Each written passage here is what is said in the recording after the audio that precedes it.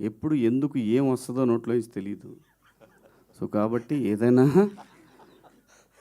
కానీ గుర్తుపెట్టుకోండి, నేచర్లో everything there is a reason, everything there is a reason. ఇది మాత్రం మనందరం గుర్తుపెట్టుకోవాలి.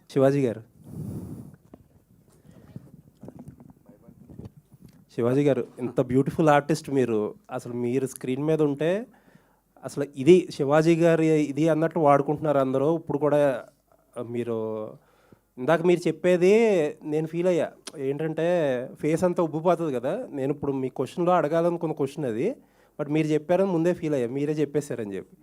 బట్ ఒక క్యారెక్టర్కి ఇంత ఎఫర్ట్ పెట్టి ఇంత డెలివర్ చేస్తున్నప్పుడు నాది ఒకటే చిన్న అడ్వైజ్ ఏంటంటే, don't let your emotions overcome everything.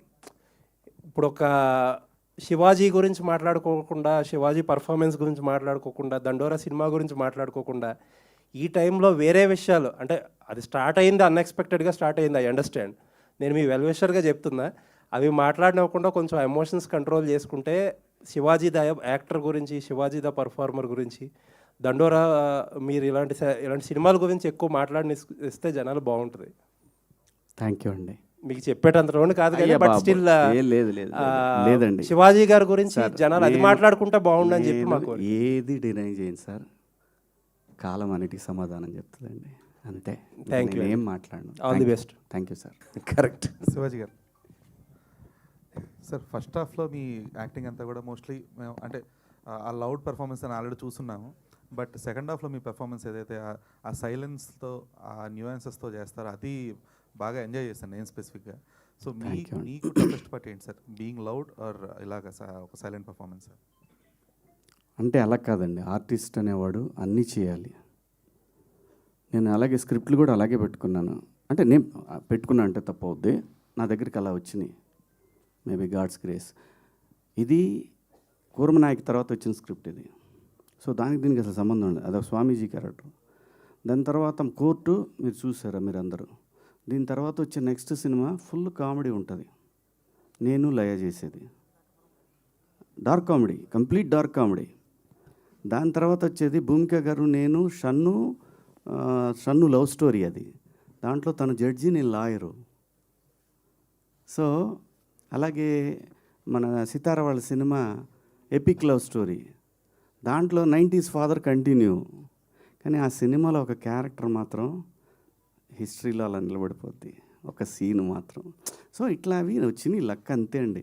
నా దగ్గరికి వస్తే నేను జడ్జ్ చేసి నేను నాకున్న ఎక్స్పీరియన్స్ నేను చెప్తాను, నాకు నచ్చితేనే చేస్తాను, మొత్తం విని చేస్తానండి. డబ్బులకి కంగారు పడాల్సిన అవసరం లేదు, వస్తుంది, ఎంత రావాలో అంత వస్తుంది మన దగ్గరికి, ఎక్కడికి పోదు. మనం పోయేలోపు ఆ డిపాజిట్ క్లియర్ అయ్యి ప్యాకప్ అన్నట్టు భగవంతుడు వెళ్ళిపోతాం అంతే. బిందు మాధవ్ గారి గురించి నేను ఒకటి చెప్తాను. ఈ సినిమా నాకు స్క్రిప్ట్ చెప్పినప్పుడు నాకు మురళి నిత్యామేనన్ గారు అని చెప్పాడు కదా మురళి.